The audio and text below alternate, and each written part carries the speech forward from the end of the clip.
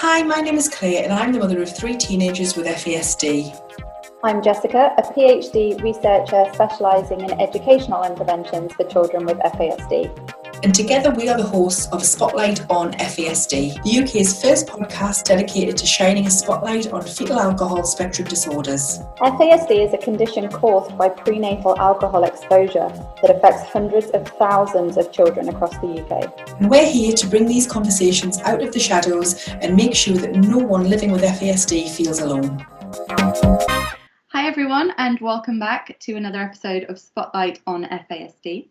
I am thrilled to be joined this week by Maryelen from Oshay's Brain Domains to tell us all about the organisation, where it's come to in 2022, the changes that they've made very recently, where things are going in the future, and some very exciting partnerships there to be discussed as well. Unfortunately, Clare has not been able to join me this week, so it's just myself and Maryelen here having a chat. So hi, Maryelen, welcome. Oh, hi, Jessica. Thank you very much for having me. Thank you. So Oshay's, let's jump straight in. So Oshay's Brain Domains, we were just talking before we started recording that there's a new name. Would you like to tell us a little bit about that change?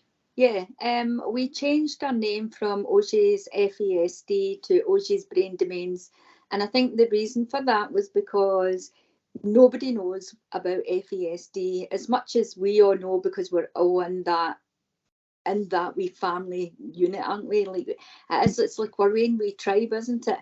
That if you're not in that tribe and you don't know what it is, people just don't get it.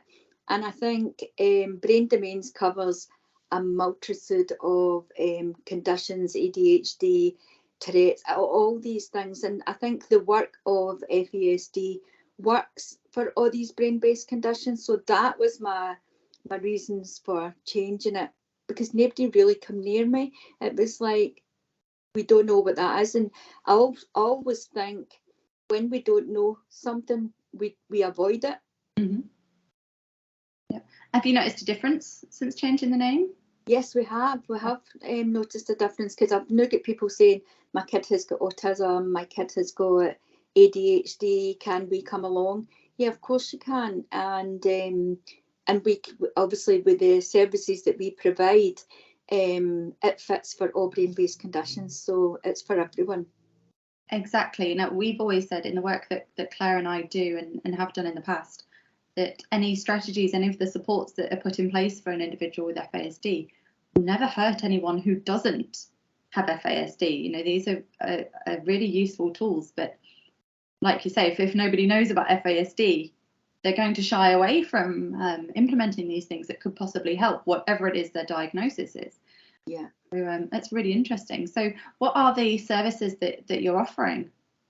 Well, we offer a mind mapping assessment where we look at the 10 brain domains, and we look at how that affects your child with FASD or any other brain-based condition. So we look at their executive function and their adaptive behaviours, their sensories, their motor skills, the full brain domains, and that's based on Diane Malbin's work, Try Differently Rather Than Harder, because her work's amazing. So I just think we went for the training for the mind mapping assessment with the team in Canada, the FASD team. So we've got I've got quite a good sense of how that works and how we can put that into an assessment for. And the reason we've done that was so that we empower parents to sit at clinicians and say, my child's sensory processing, my child's executive functioning is damaged because of this, and this, or my kid falls over all the time because they've got no awareness of space, they don't know how far away the door is or people are. And I think going to see a clinician, see, this was my story when I was trying to get a diagnosis for my kids. When you go and see a clinician and you get in and they say, so tell me some of your problems, and you say, oh, sleeping, like they're not sleeping well, tail's still in my bed, blah, blah, blah. And so they focus on that for the full time you're there. And then they'll say, come back in 2 years. And you're like, God, I wish I had a said. And it's not until you leave. And I think, so this form, if you've got an hour with your clinician, this form, you sit down and it's your words, because you tell me your words, and I put it into a document and you tell them. Yeah. And then at the very end of the assessment, I will say, what do you think your child has? Because we know our kids better than anybody. Do you think your kid has FASD? Do you think they've got ADHD? Do you think they've got opposition defiance disorder? Do you think they've got... And we tick that, and then we put it in their assessment so that when they hand it over to a clinician, if they've not got time to go through it, they can see that the parents have got these concerns. Mm-hmm. Yeah, fantastic. And is that a service that families are referred to, or? Right now we're trying to get referrals for that from the Health and Social Care Partnership, but we're in the very beginning stages that are looking at maybe doing a referral system. So now it's just about who do I know that needs this service, or we'll offer it to families to empower them to stick up for their kid, because school is big for our kids as well. So they get a school report as well along with this mind mapping assessment, where they would get a school report and it's focused on that child and their strengths and how school can implement strategies with their strengths. So it's tailored to that kid for school. Fantastic. Yeah. And do you offer training as well alongside that? So the teachers, the educators that are receiving these? Yes, we do. Never heard of FASD or any? I think schools are very reluctant to come in, aren't they? They really don't want you to train them. However, we did get in touch with Education Scotland, and we have managed to get a booklet together that goes on to teams. So when teachers have got someone in their class with FASD, now they type it into Teams, up comes the document about FASD.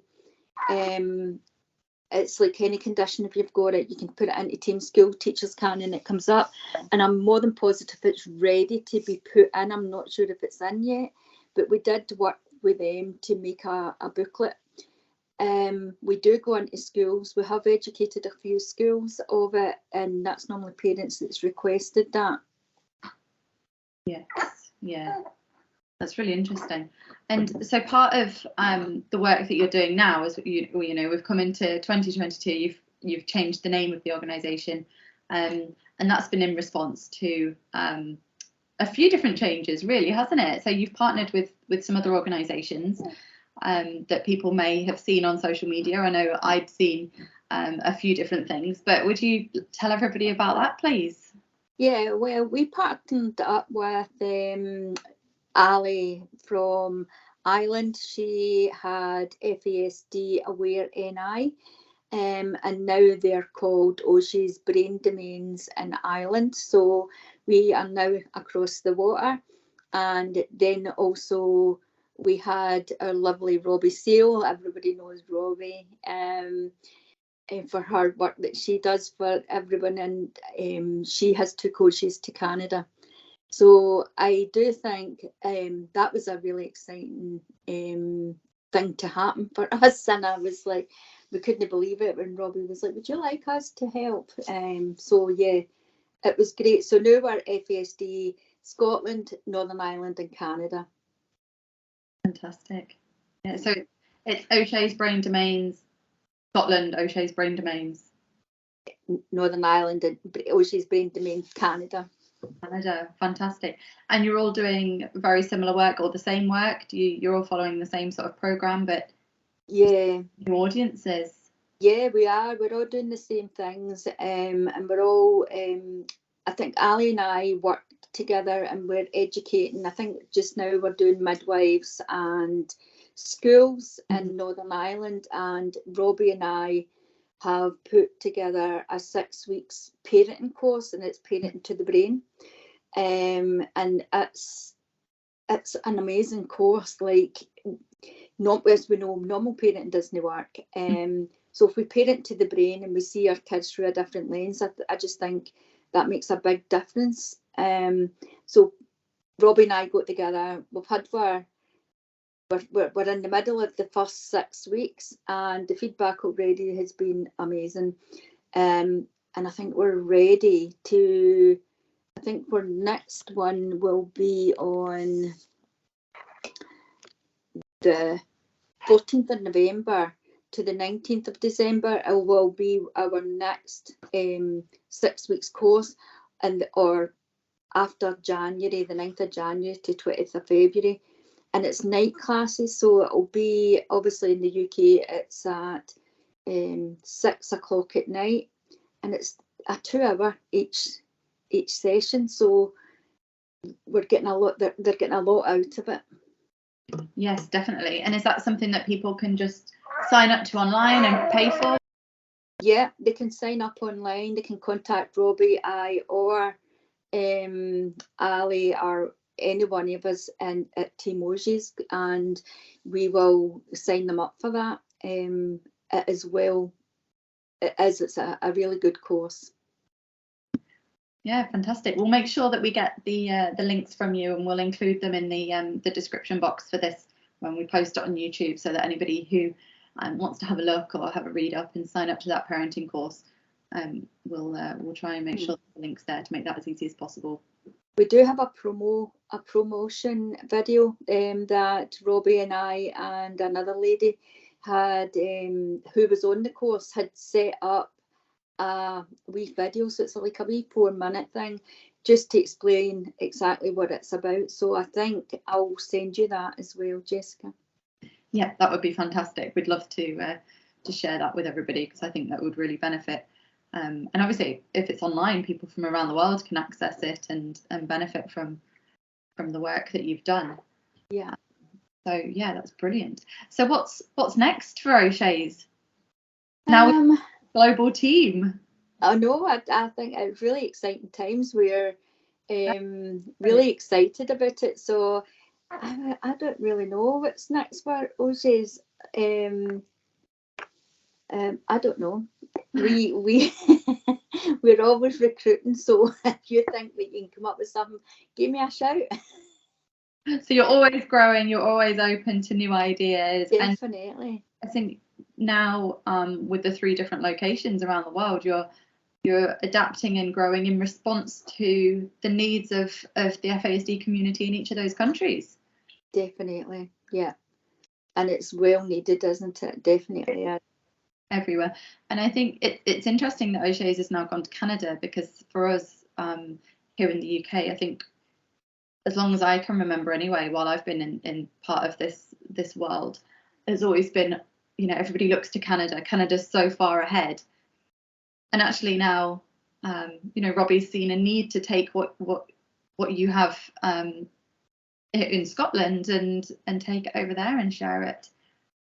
Yeah, it's fantastic. So there's now people in Canada benefiting from what's being done here. Definitely, yeah, definitely. We've got quite a few things going on here. We've also got an in-house counsellor, and we can get people seen within a week.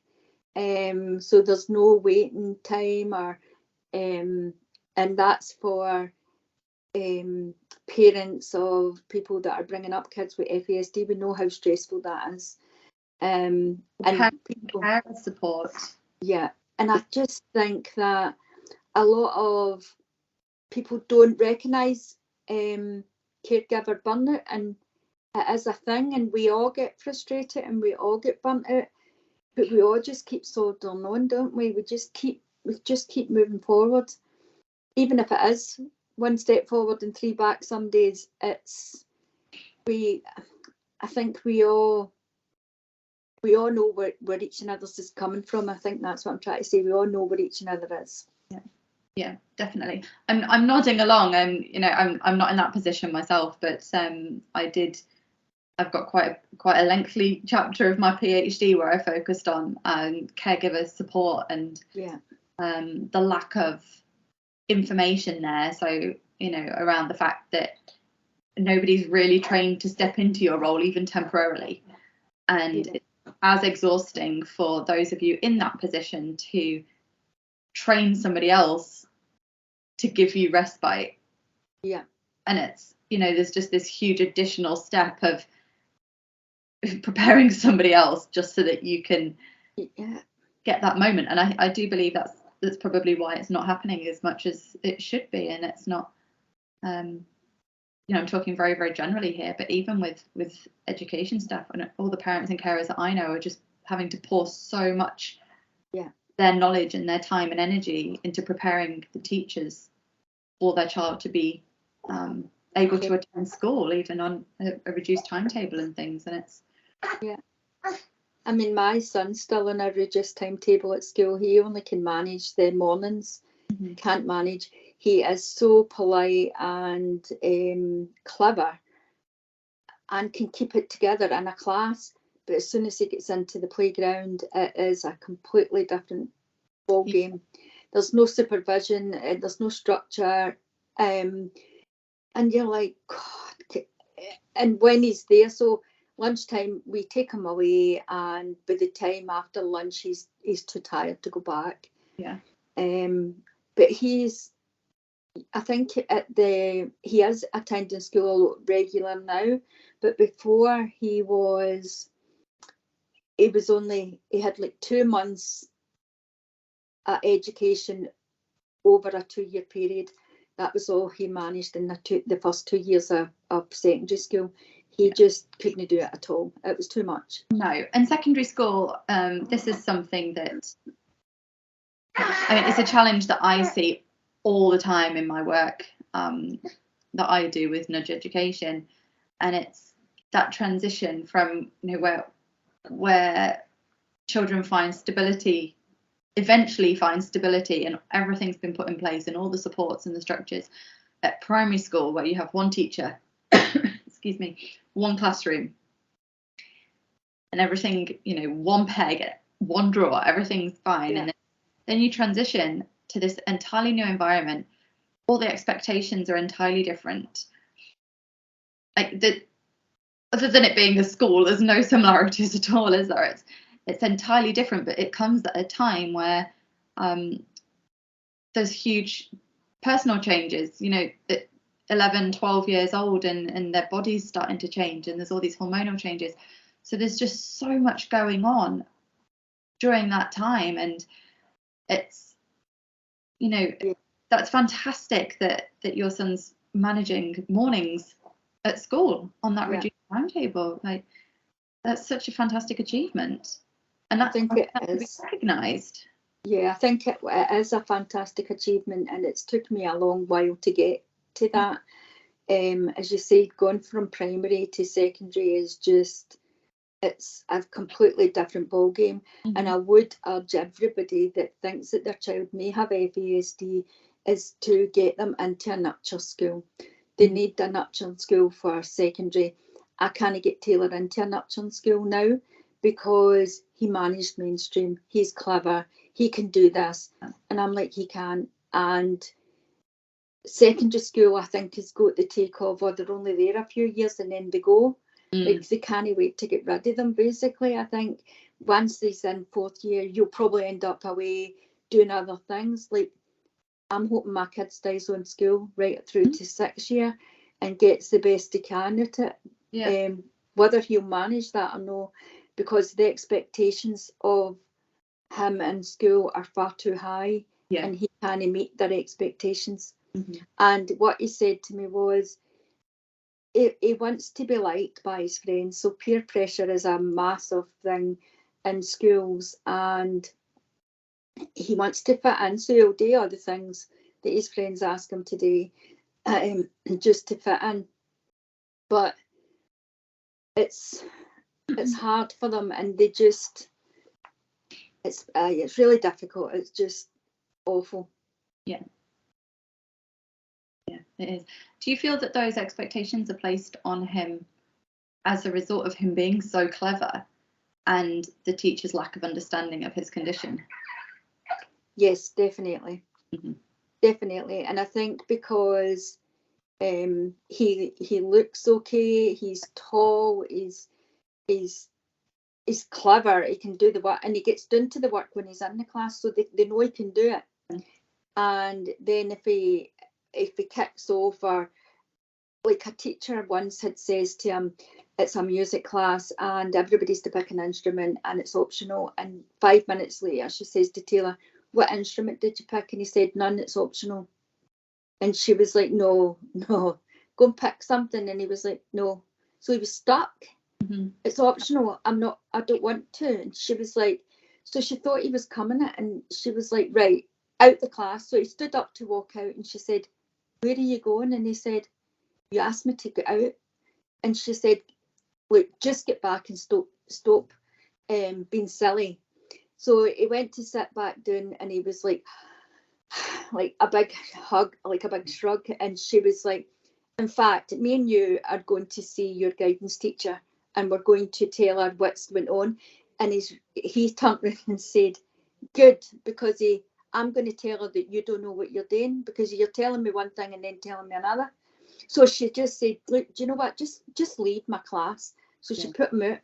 Then she went up to the class that he was in the next class and pulled him out of that to get him into trouble again. So, but this time his frustrations were way high. He phoned me and he was like, they're telling me to do one thing, and when I actually get the story, I was like, oh my God, like, he's literal, he is going to do what you say. He's not doing it to be bad, he's not doing it to be annoying, but the teacher just didn't get it. No. And when I was at parents' night, I did say, do you know that he has FASD? And she said, yes. And I was like, so you know that he's literal? And yeah, I said, so your conversations you were having with him doesn't make sense to me. And she was just like looking at me as if to say it was all his fault. Yeah, because, you know, as soon as you got into that story, I think I certainly saw it, and I'm sure many of our listeners will as well. The red flags are just popping up all over the place, and for us it's like, well, yeah, you told him it was optional, so he's choosing not to. You gave him a choice, and he's chosen not to go and get a musical instrument he doesn't want. And there could be a whole host of reasons why he didn't want to choose and get involved in that with the musical instruments. But that, to anybody not understand, you know, you can I can totally see how, to anybody who doesn't understand FASD, it probably just looks like a teenager with an attitude. Yeah. Which is what they're facing all day, every day, and they're overwhelmed by and exhausted by. And, you know, it's again, it's a lack of training, it's a lack of knowledge, and I think that goes beyond their professional role, but to wider society. You know, if you have that conversation with a shopkeeper in a corner shop, if they don't understand, again, it's a teenager with an attitude, and it's so important.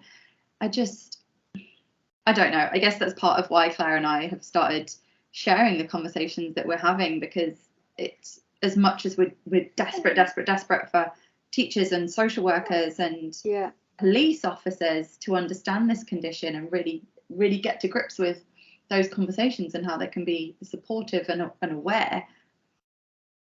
It's everybody. It's such a huge condition. Everybody needs to adjust their thinking. I think FASD is everybody's business. I always say that, because we're all in touch with somebody. Exactly. That's what I'm trying to say. Yeah, it's everybody's business. It is. It's everybody's business. And I did say to that teacher at parents' evening, I was like, my wee boy isn't giving you a hard time, he's having a hard time. Yeah. And I think that is another really important message out there. Like, we need to be using, and I know that we need to use brain damage when we're talking to professionals about our kids. And I got that from Clare after speaking to her one day, because I was going into a school, and I was like, they're just not listening to me. And she's like, just throw brain damage at them. Every time you can get it in there, get it in there. And I was like, okay. So I had to ask Taylor to leave, and every time they said something to me, like, Taylor did this, I was like, he's got brain damage. He has brain damage. What accommodations have you put in place for that? what are you going to do for him? So when I was throwing it back at them, they were like, they weren't expecting it. It was a completely different ball game, and they were like, okay, because I had says to them once in school, do you think this is the right school for Taylor? And they says to me, definitely yes. And then I was like, okay. And I went back, I think it was like 2 or 3 months later. He had been missing classes, he had been walking out of school, he had loads of challenging behaviours, he had get into loads of stuff that he shouldn't get into in the short time he was at that school. And I said to them again, no, in fact, she says to me, remember the question you asked me? And I said, yes. She says, no, I've changed my mind. I do think he needs extra help, but we can't get him into a support for learning school because he's clever. And that's what they said to me. They said that we have got a list of people waiting to get into support for learning skills, and your wee boy doesn't come into that category. And I was like, tell me why not? Tell me why not? He shouldn't be any different from anyone else. And he is. He's too able, and we hear that again and again, don't we? They're too able for their disability. And they were like, he wouldn't want to be in there. He's asking me to put him in there. Yeah. He knows he's in. I put him into the school where the base is right next to us, so there is a support for learning school there. I'm thinking maybe this school will recognise that he needs that and we'll put him into it. And they're like, you can't just take your kid out of mainstream and put them into a support school. It doesn't work like that, because I thought it did. Because I was in touch with the education, and they were like, no, there's a big process you need to go through, and he doesn't meet the criteria. Why does he not if he's got brain damage? You tell me why. Mm-hmm. Yeah. I just hope in the future that every kid gets that support, or schools are brain friendly where everybody's. Yeah, and it's certainly, that's the thing. I think, as we move more towards just in general society being more inclusive and accommodating of people's differences and aware of mental health and all these conversations that have been opening up in the last few years, and more so in response to the pandemic, I think if we can just move to that place and have more and more people taking that approach, it's not going to do anybody any harm at all, is it? Now, I really enjoyed that what you just said. He's not giving you a hard time, he's having a hard time, and that's something that comes up again and again. And I've been watching all of these videos and different things about channeling toddler energy, because that's something that I'm just starting to see. And my toddler is very, very strong-minded, and she's unable to tell me what she wants, and I trying to train myself now. I work in this world of FASD, and I feel like I can switch on this brain-based thinking and these accommodations all the time when I'm working in it, but I can't bringing that into my own home and thinking that way about my toddler, just that she's not giving me a hard time, she's having a hard time, and she's just not able to communicate it. Like this way of thinking just applies to everything. It does. And if we do that, then it can only make things easier for everybody. It can only make things healthier and just more enjoyable, everything. Yeah, completely. And could you imagine if the schools were brain-based approached and how all the kids would be thriving? Yeah. They would just absolutely would flourish through school. Yeah, I think society would. Households, could you imagine? Like, I do feel that it certainly wouldn't address the problem, but it would start to make a change in the mental health struggles that we're seeing, and all of these mental health conditions that people are struggling with. And these unhappy households that exist out there. If we kind of take a lot of learnings from this and just apply it day to day. Yeah. And as you know, it's not that easy, is it, Jessica, when you have just said that you have tried to apply this to your toddler? And I mean, my wee grandson's the same age, and try to apply it to him as well. It's like I'm used to doing it with my kids because I've like trained myself, I've trained them, and we both know how we both work. But when you've got a wee new person, and you're like, okay, let's try this again. Yeah. Behaviours are communication. Yeah. You need to remind yourself that when they're doing stuff. But I find it quite triggering at times, and it's really interesting. And you know, I've delivered training and done a lot of work in this for years, and like I can do it myself at work. I can tell other people to do it. I can explain all the reasons why and the science behind it. But when I find myself in my kitchen and my toddler's having a complete meltdown and screaming at me, and I've got no idea why, and it's it's interesting. It's really interesting. But it's, you know, we're all human, and we definitely are part of it, isn't it? Yeah, and we all learn differently, and and some people will never get it. Exactly. There's plenty of them out there. There's plenty of people like that, and something that Claire and I have always said is, once we know better, we do better. Exactly. And I think with this in particular, I know better, and I'm working hard on doing better. Definitely. But, it's one of those things. Well, gosh, I'm really excited to see what happens for Oshay's Brain Domains team. The global takeover. Do you think what countries you'll be moving into? Oh, I don't know about that. We were thinking about New York. We did ask Natalie Vakian, but I think she's having a wee rest just now. So she didn't take us up on our offer, I should say. I think we've all we're in like how much we can actually do, haven't we? Yes, definitely. And she did. Everybody's got a handful, and it's the ones that's got the people with the FASD are the ones that's given, that's wanting to keep going and keep educating and keep giving people. But there comes to a limit where you have to think, wait a minute, I've got a family I need to look after. Yeah, definitely, and it's finding that balance, and it's something that Clare always says. You know, her reason for doing this is because 10 years ago, this is what she was crying out for. And she now wants to make it available to other people who are following in her footsteps. But at the same time, like today, Claire was unable to be here and do this. So, you know, got to balance it out. And you do. And it's hard to balance it out when you're running something because obviously my wee boy, he's got a heart defect due to the FASD.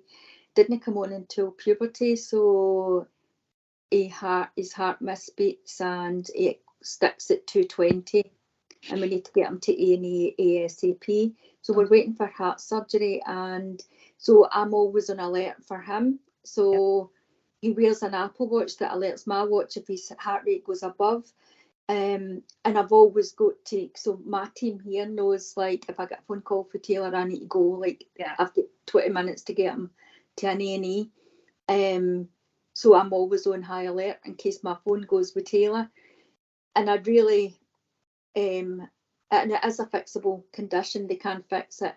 It's just waiting for that to happen because he loves sports and he's not managed to do any sports because of the heart. Yeah, of course. Because FASD doesn't come with just the brain, it comes with all sorts of things. So he's got extra bones in his body, he's got loads of stuff.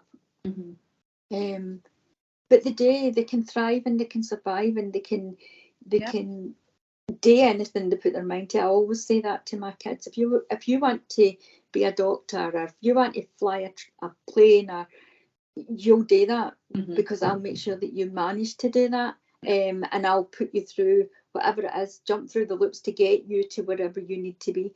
My oldest son is studying to be a paramedic.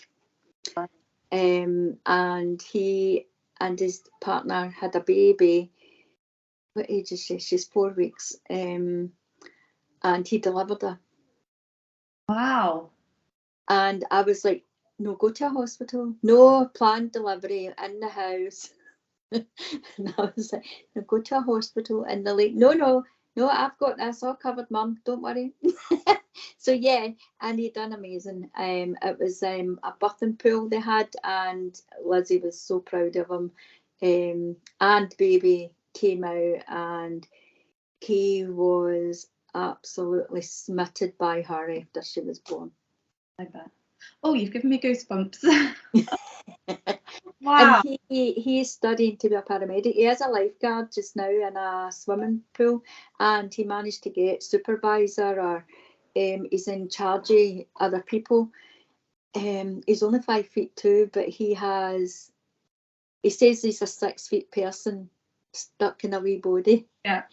And he's amazing. He's amazing, all the things that he can do, and he gives himself a hard time. Yeah.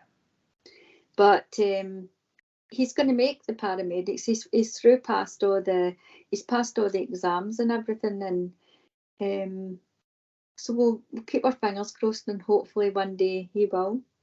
Yeah, definitely. Well, we'll all keep our fingers crossed for him, and we'll have an update. Yeah. On that. And we were saying as well just before we started recording that Paula wasn't able to join us today either. No.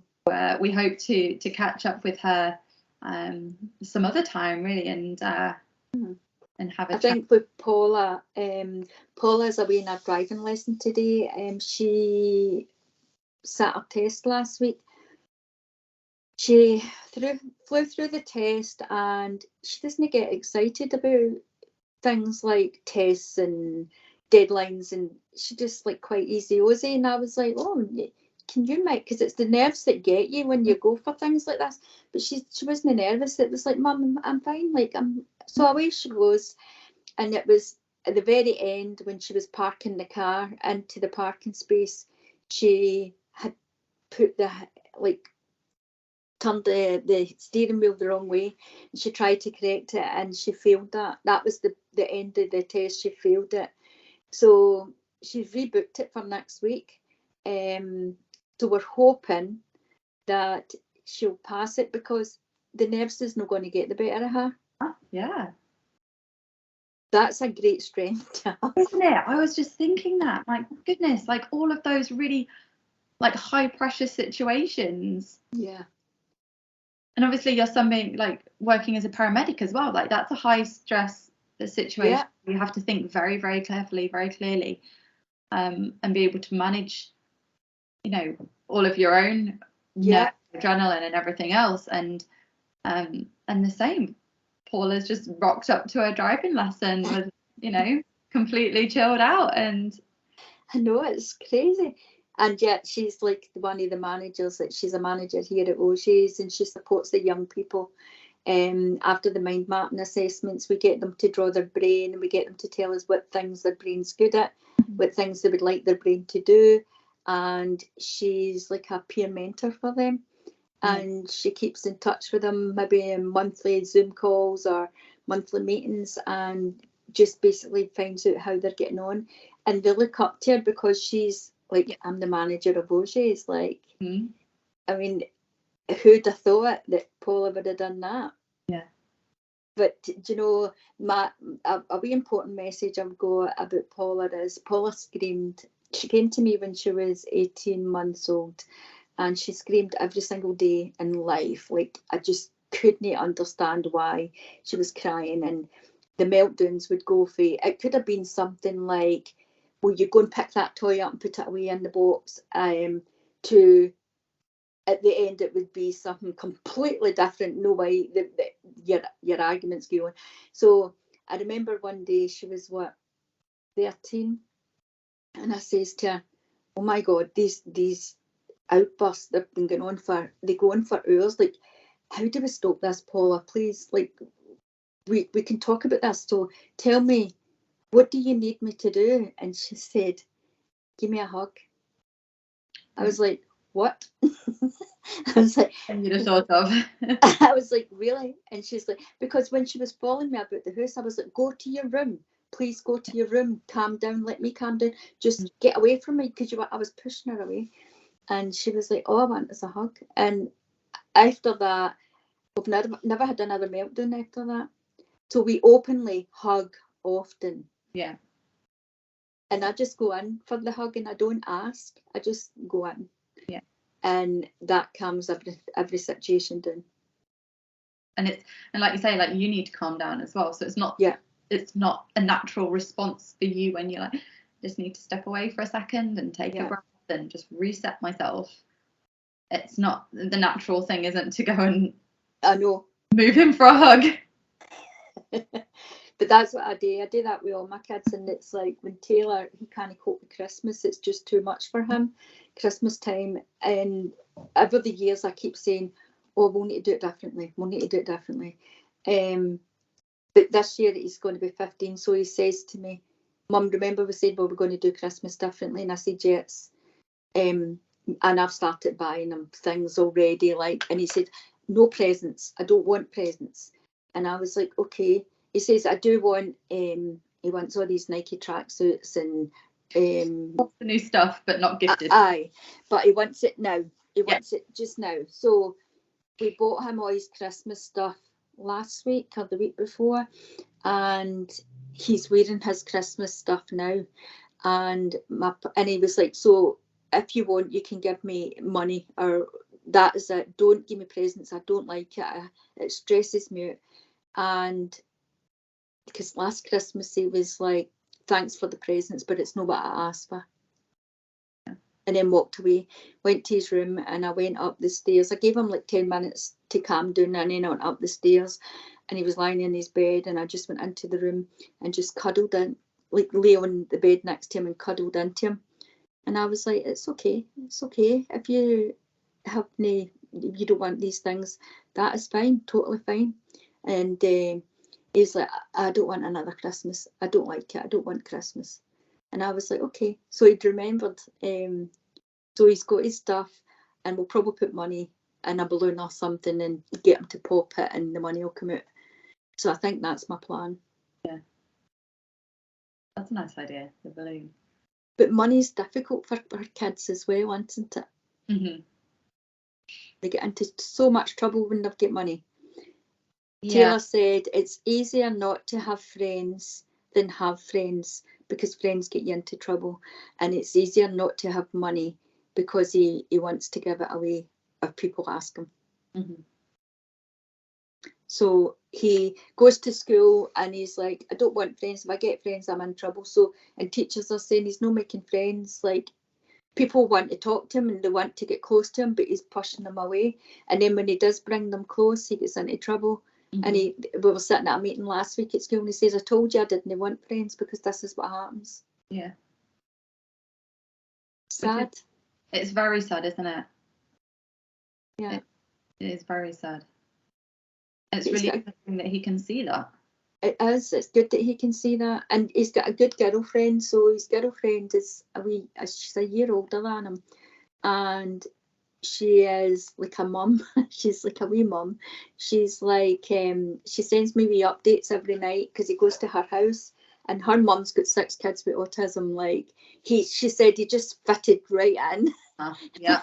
And I was like, seriously, if it's too much, just let me know and we'll put it back a bit. But she's like, "No, we love having him, and he's great with the kids." And so he goes there after school every night, and his girlfriend texts me every night to say his heart rate was fine, his blood sugar levels were up a wee bit, so I made him do this, and I've got him to drink plenty.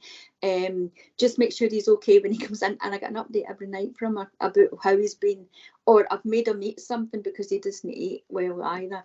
And I'm like, "Oh, you're just lovely. Don't ever change." And she's like, "I don't plan to change."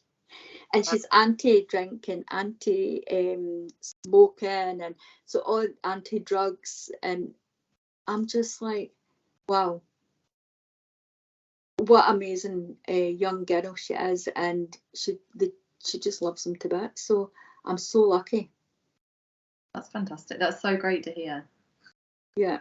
So great. And I hope she's having those conversations with her friends and her peers. Yeah. He did fancy her sister, I should say. And and I remember she was doing it at our house one day and she said to him, I can't believe you actually fancied my sister. And he was like, oh, I know, like that. And she said, oh, she'd have got you into so much trouble. She would have been drinking and smoking. And I was like, you don't do that? She said, definitely not. I was like, oh my God, am I so glad you sees me. Yeah. Aye. Goodness, she sounds wise beyond her years. I think she is. And when you see her wee posts on Facebook and things, it's always about animals and people that's went missing and how they can help people or fundraising. I mean, she's lovely. And I had says to her, look, maybe you should come and do a wee volunteer thing for Oshays and maybe we could get, and she was like, I would love to do that. So I'm waiting till she goes to college and maybe get her in for a replacement. Yeah, fantastic. Yeah. Yeah, brilliant. I plan to keep her. Yeah, definitely. Definitely. Wow, she definitely sounds like somebody that you need. Yeah, definitely. Sharing that way of thinking. Definitely, at that young age, you don't normally get that. No, you don't really get that in many adults. It's like we were saying earlier, isn't it, about having everybody think differently, and hopefully she's part of that generation that brings that change. Yeah, hopefully more people of that age. Yeah, thinking that way and sharing it. I know. Blimey. She sounds great. She does. She is. She's really good. So the other things we do at Oshays is we ask organisations to invite us into their workplace and have a game of bingo. Now we've got a bingo machine, we've got bingo books, and we're going to do bingo with a twist, and we're going to be doing bingo and talking about FASD, and when we call out some numbers, we're going to have like wee quotes to the numbers about FASD, and we're going to have an FASD session through bingo. Fantastic. That's a good entertainment and bingo. And it doesn't cost them anything to bring us in, because we'll bring our books and we bring our prizes. And so the people that attend will buy the books, the bingo books too. So we kind of came up with something like that. We've got a person who's on the board he's an actor, he's a comedian, and he's like, can I be the bingo caller? And I was like, of course you can. Definitely. So we do that, and we make balloons as well. We make balloons for people that can't afford it in the community, and all the money goes to Oshays, so we bring in a wee bit of money, and that's my self-care. That I love doing that. It gets me away from the FAS stuff, and I just sit and I make up my big displays, and I get to see my end result, and I like that. So that's my self-care. And it's all tied in at my work. So, and I also do a baby bank for people in the community that Disney. I mean, it's hard enough to live now with gas and electricity, and we have got a set up where we've got the bath, the bottles, the milk, the food. It cost a fortune for all that stuff. I didn't realise how much until my daughter had her baby. So we've set up all that for the community and or people in need that need it, and we would send it to them. And also young mums that have got FASD or a brain-based condition that need that wee bit extra support. We would also help them with that as well. I think this, and I'm sure that you were doing a lot of this work anyway, but this change to becoming Oshay's brain domains and thinking about that whole the brain-based approach to everything that you do has just widened your reach throughout the whole community, and thinking about anybody who is in need all, like in any way, and how Oshay's can help them, and you're educating people along the way. Definitely. that sounds like a really positive way to get the word of FASD out there. And as you say, people were shying away from FASD. Yeah. When that's how the organisation was labelled, but now they're much more responsive to this, and it's allowing you to not only help them but to share a bit more. Yeah, and we do have a centre, so we opened up a centre called Oshay's Centre, and we don't have FASD on the outside either, so that it's no putting people off. But we have had a few walk-ins where parents have said, I think I had a drink when I was pregnant and this might be what's wrong with my kid. And I just think they're so brave, and to actually come in that door and say that. And we run an amazing birth mum group by a birth mum that runs it. So that's important to me as well. I think that we all need that support, and to lower that stigma and the blame and the because nobody knows they're pregnant until they're at least 5-6 weeks pregnant, and the damage could be done. And it's not about, did you do that to your child? It's not about that at all. It's about, let's educate people on how we can help their kid and help you as a family. Exactly. Yeah. That's it, isn't it? It's a really important message, and probably best one to end on, really. Yeah. This is everything that we all do. It's all about educating how we can help. Because, and I know there's a lot of work being done in prevention, and a lot of very, very important work around prevention. But as you say, people don't know they're pregnant early on. They may have already had that drink.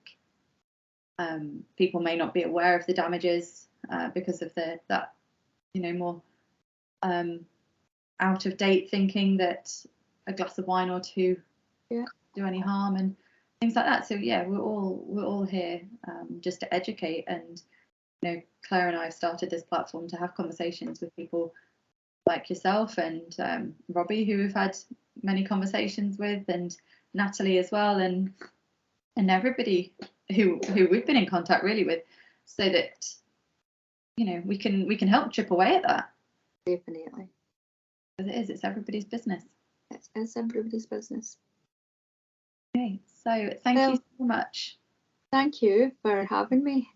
Yeah, no, it's been a really, really great conversation. It's wonderful to hear how Oshay's has changed and everything that you're up to now, and it's also very exciting to hear that there are no set plans for the future and we don't quite know what's to come.